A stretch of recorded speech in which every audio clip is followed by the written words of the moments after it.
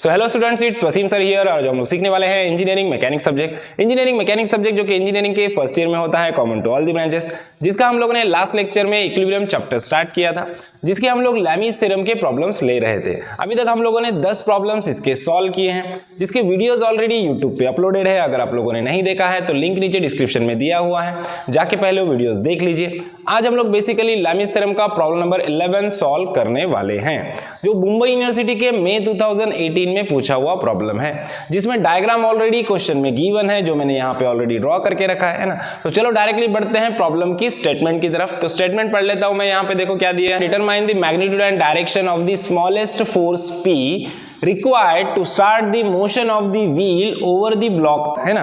तो ये दिया है इसका स्टेटमेंट, मतलब हम लोग को निकालना क्या है, ये P फोर्स निकालना है। और P फोर्स में भी स्टेटमेंट पे ध्यान देना, क्या बोला है, स्मॉलेस्ट फोर्स P, सबसे मिनिमम वाला जो फोर्स P है उसका वैल्यू हम लोग को निकालना है। ये क्यों इंपॉर्टेंट है मैं बाद में बताऊंगा, है ना। तो स्मॉलेस्ट फोर्स P निकालना है हम लोग को। अब कंडीशन क्या दिया है, ये वाला जो हमारा व्हील है इसका वेट दिया है हम लोग को 10 न्यूटन, है ना। और इसका रेडियस हम लोग को दे दिया 60 सेंटीमीटर, और एक इंक्लाइन प्लेन पे है जो 30 डिग्री पे इंक्लाइन है हॉरिजॉन्टल से, ये भी हम लोग को दिया है ना।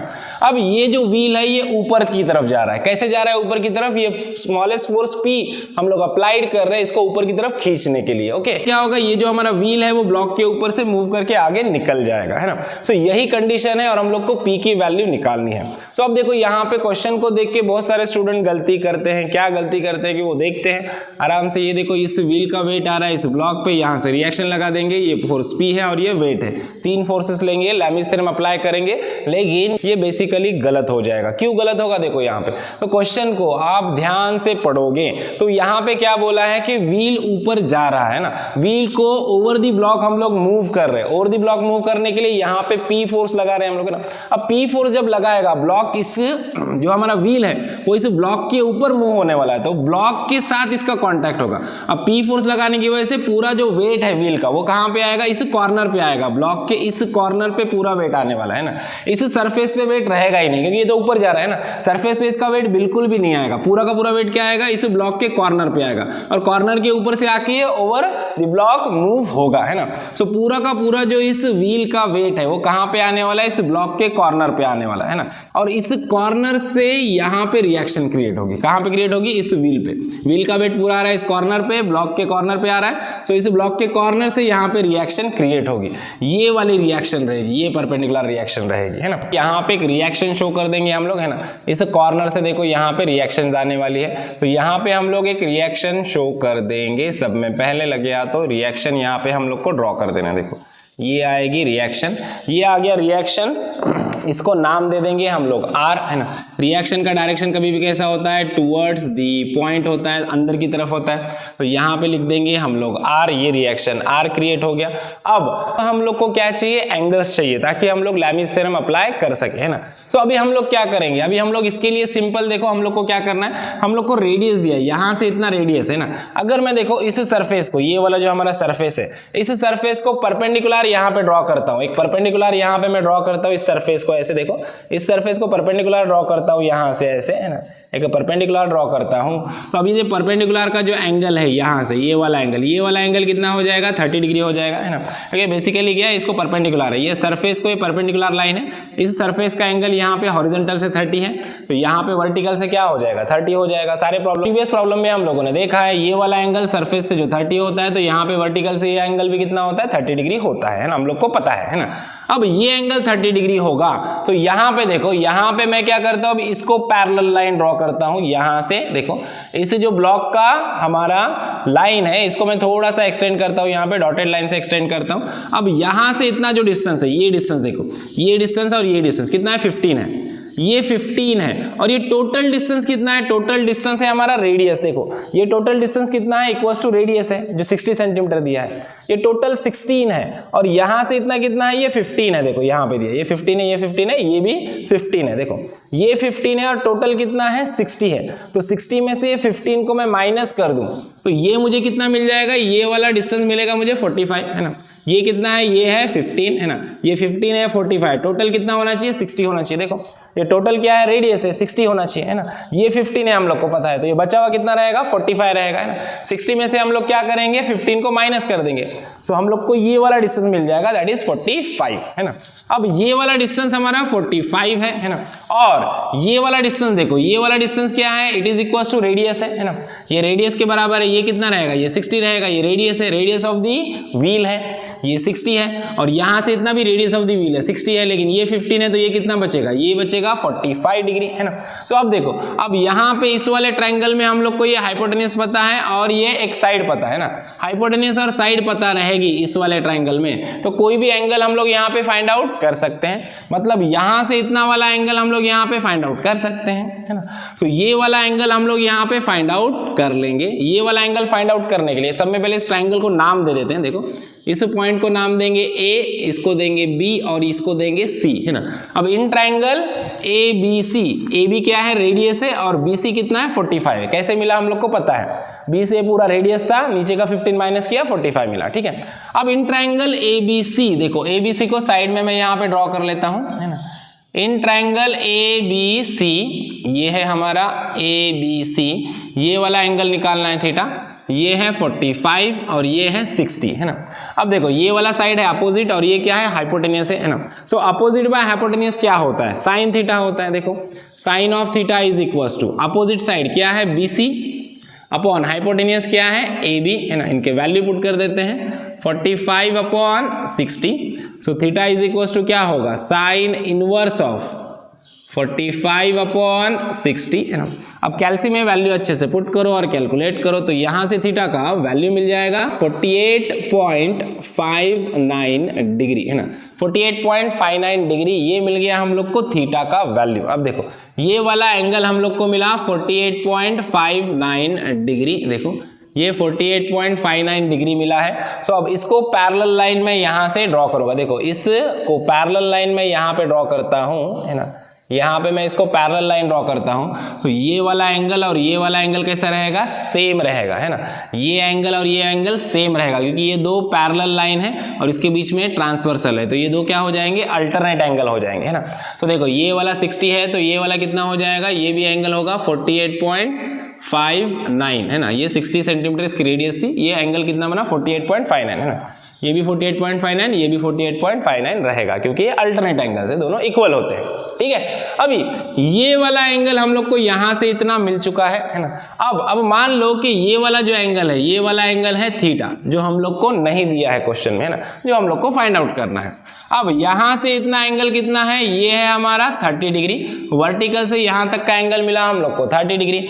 अब ये वाली लाइन और ये वाली लाइन एक दूसरे को कैसी है, परपेंडिकुलर है, क्योंकि ये देखो, इस सरफेस को ये वाली लाइन पैरेलल है और ये लाइन इसको पैरेलल है, मतलब 1 2 3, ये तीनों लाइन एक दूसरे को पैरेलल है। और ये वाली जो लाइन है हम लोगों ने बनाई है, ये इसको परपेंडिकुलर बनाई सरफेस को, मतलब 1 2 3, ये तीनों लाइन को, ये लाइन कैसी है, परपेंडिकुलर है ना। मतलब ये वाली लाइन और इस वाली लाइन के बीच का एंगल कितना होगा, 90 डिग्री, है ना। तो ये वाला एंगल 48.59 है। सो ये बचा हुआ एंगल कितना रहेगा, 90 में से माइनस करके लेंगे हम लोग, है ना। अभी देखो, इस 45 को मैं यहाँ से रफ करता हूँ, 60 और 45 को, है ना। अब देखो, ये वाला एंगल कितना रहेगा, देखो इस वाली लाइन और इस वाली लाइन, ये दो लाइन एक दूसरे को कैसे है, परपेंडिकुलर है, क्यों है अभी देखा हम लोगों ने, है ना। अब ये दो लाइन एक दूसरे को परपेंडिकुलर है, तो दो लाइन के बीच का एंगल कितना होगा, 90 डिग्री, बराबर।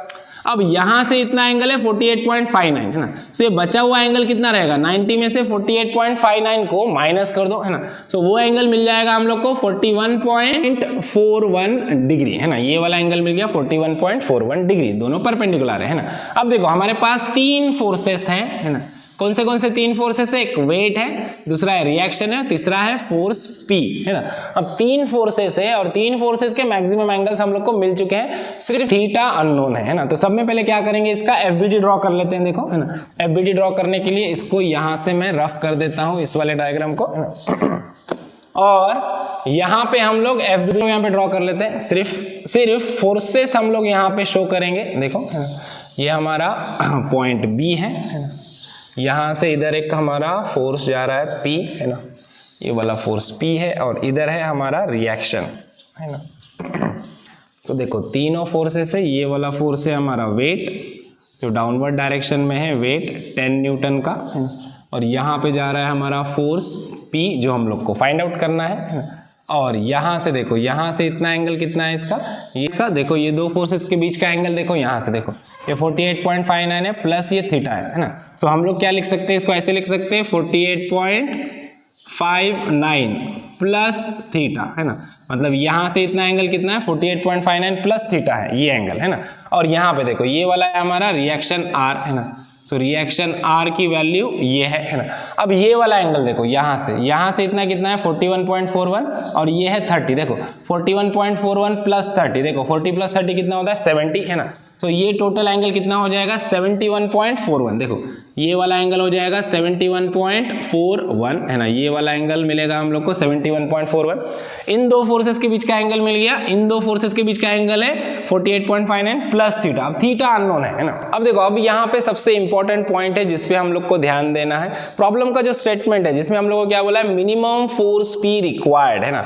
सो P की वैल्यू हम लोग को मिनिमम निकालनी है, इस व्हील को हम लोग को इस ब्लॉक के ऊपर से पास कराना है, जिसके लिए जो हम लोग फोर्स P लगा रहे हैं उसकी मिनिमम वैल्यू हम लोग को निकालनी है। जब ऐसी कंडीशन होती है तो तब पक्का याद रखना कि ये जो फोर्स P है और ये जो रिएक्शन R क्रिएट हो रही है ब्लॉक से हमारे व्हील के ऊपर, ये दोनों के बीच का एंगल 90 डिग्री रहेगा, तभी हम लोग को P का वैल्यू मिनिमम मिलेगा। तो मिनिमम P के वैल्यू के लिए, फॉर P मिनिमम है ना, मिनिमम P के वैल्यू के लिए ये जो एंगल है, ये दोनों के बीच का जो एंगल है ये कितना होना चाहिए 90 डिग्री होना चाहिए है ना। ये फोर्स और ये रिएक्शन दोनों एक दूसरे को कैसे होने चाहिए, परपेंडिकुलर होनी चाहिए ना, मतलब ये दोनों के बीच का एंगल कितना होना चाहिए 90 डिग्री होना चाहिए, मतलब 48.59 plus theta is equal to क्या होना चाहिए 90 डिग्री होना चाहिए है ना।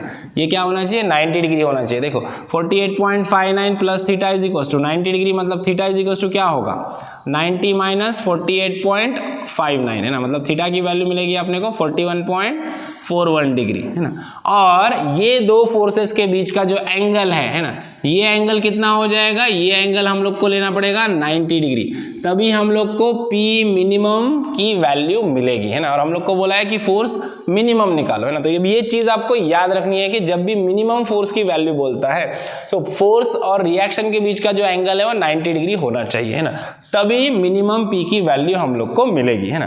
सो अब ये एंगल भी मिल गया हम लोग को, ये दोनों के बीच का एंगल है 90 डिग्री और ये दोनों के बीच का एंगल है 71.41 डिग्री है ना। अब देखो बाकी सारी चीजें एकदम सिंपल है, तीन फोर्सेस हमारे पास है और उनके बीच के एंगल्स भी हम लोग को यहाँ पे मिल चुके हैं। अब कुछ स्टूडेंट कंफ्यूज होते हैं कि सर दो फोर्सेस का डायरेक्शन बाहर की तरफ है, एक फोर्स का डायरेक्शन अंदर की तरफ है, इस फोर्स को ऐसे बाहर ट्रांसमिट कर ले या फिर ऐसे इसको सॉल्व किए, कैसे करना चाहिए ना। तो यहाँ पे देखो आपको बता देता हूँ, तीन कंडीशंस होते हैं। सब में पहले तो देखो क्या होता है कि तीनों के तीनों फोर्सेस अगर बाहर की तरफ जा रहे हैं ऐसे ना, तीनों फोर्सेस बाहर की तरफ जा रहे हैं, ये है फोर्स हमारा F1, ये है F2 और ये है F3 है ना। सो F1 के लिए आप एंगल लोगे ये वाला, F3 के लिए एंगल लोगे ये वाला और F2 के लिए एंगल लोगे ये वाला है ना। तीनों फोर्सेस बाहर की तरफ जा रहे हैं, तो सेम वे अगर तीनों के तीनों फोर्सेस अंदर की तरफ है, तीनों का डायरेक्शन कैसे है टुवर्ड्स द पॉइंट है, अंदर की तरफ है ना। सो आप क्या करोगे F1 के लिए एंगल लोगे ये वाला, ये F2 है तो इसके लिए एंगल लोगे ये वाला और ये F3 है तो इसके लिए एंगल लोगे ये वाला है ना। ये नॉर्मल कंडीशन है ना। अगर हमारा कंडीशन ऐसा है कि एक फोर्स आ रहा है अंदर की तरफ ऐसे है ना, और दो फोर्स कैसे है बाहर की तरफ है ऐसे है ना, ये अवे फ्रॉम द पॉइंट है, दो फोर्सेस बाहर की तरफ है, एक फोर्स अंदर की तरफ है, ऐसा रहेगा तो क्या करेंगे, देखो इस F1 फोर्स के लिए आप एंगल लोगे ये दोनों के बीच का है ना, और इस फोर्स F2 के लिए एंगल लोगे ये दोनों के बीच का, और ये जो फोर्स हमारा F3 रहेगा इसके लिए एंगल लोगे अंदर से, ये दोनों का ऐड कर लोगे है ना। ये जो दोनों के एंगल है इनको ऐड कर लोगे, यहां से इतना ये वाला एंगल आप यूज करोगे। सेम वे अगर उल्टा रहेगा, सपोज मान लो है ना, दो फोर्सेस अंदर की तरफ जा रहे हैं ना ऐसे है ना, और एक फोर्स बाहर की तरफ जा रहा है ऐसे, तब भी सेम कंडीशन देखो, ये वाला फोर्स हमारा F1 है तो इसके लिए एंगल लोगे ये दोनों के बीच का है ना। अगर ये वाला फोर्स है हमारा F2 तो इसके लिए एंगल लोगे ये दोनों के बीच का है ना, और ये वाला फोर्स है हमारा F3 तो इसके लिए एंगल लोगे ये दोनों के बीच का, अंदर से एंगल लोगे है ना, ये बाहर से एंगल नहीं लोगे तो आंसर माइनस में आएगा, बाहर से लोगे है ना, इसलिए अंदर से लेना एंगल है ना। जब एक फोर्स बाहर है दो फोर्स अंदर है तो अंदर से एंगल लेना है ना, एक फोर्स अंदर है दो फोर्स बाहर है तब भी अंदर से एंगल लेना है ना। तीनों के तीनों फोर्स बाहर है या तीनों के तीनों फोर्स अंदर है तो फिर तो कोई दिक्कत ही नहीं, नॉर्मल कंडीशन है, फिर हम लोग वैसे सॉल्व कर सकते हैं ना।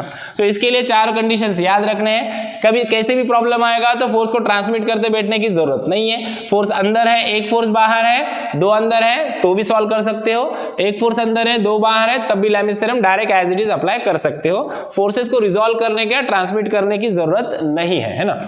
सो इसलिए हम लोग भी क्या करेंगे, अभी फोर्सेस को रिजॉल्व करते या ट्रांसमिट करते नहीं बैठेंगे, as it is Lami's theorem apply करेंगे। सो अप्लाइंग लैमिस थ्योरम, सब में पहले देखो हमारा ये वाला फोर्स पी मीन जो निकालना है इसको लिख देते हैं पी मिनिमम, है ना, अपॉन, अब इसको छोड़ देंगे तो ये 2 फोर्स के बीच का एंगल कितना है 71.41, तो नीचे लिख दूंगा मैं sine of 71.41 is equal to, अब नॉन फोर्स उसको बीच में लिखना है हम लोग को, नॉन फोर्स कितना है 10 न्यूटन का वेट है हमारा, है ना, अपॉन साइन ऑफ, देखो इसको छोड़ देंगे तो ये दोनों के बीच का एंगल कितना है 90 है, साइन ऑफ 90, है ना, इज इक्वल टू, अब हमारा रिएक्शन R अपॉन, है ना, अभी R को छोड़ देंगे तो ये दोनों के बीच का एंगल, मतलब ये दोनों को ऐड कर लेना है ना, ये दोनों फोर्सेस को ऐड कर लेना, 90 प्लस 71.41, देखो 90 प्लस 71.41 कितना हो जाएगा 90 100 मतलब 161.41, है ना, तो दोनों के बीच का एंगल कितना होगा 161.41, तो नीचे लिखेंगे हम लोग साइन ऑफ 161.41, है ना। सो ये बन गया हमारा लैमिस थ्योरम का इक्वेशन। अब P मीन निकालना है तो ये 2 इक्वेशन को यूज करो, देखो P minimum is equal to, ये साइन 71.41 डिवीजन में, इधर गया तो मल्टीप्लिकेशन में जाएगा 10 अपॉन साइन ऑफ 90, है ना, अब ये साइन 71.41 इधर डिवीजन में, इधर गया तो मल्टीप्लिकेशन में जाएगा, इनटू कर दो साइन ऑफ 71.41, है ना। सो यहाँ से अब इसको कैल्सी में अच्छे से पुट करो और कैलकुलेट करो, तो यहाँ से P मिनिमम की वैल्यू मिल जाएगी 9.478 न्यूटन, है ना। So minimum force required is 9.478 Newton, ये P मीन मिल गया।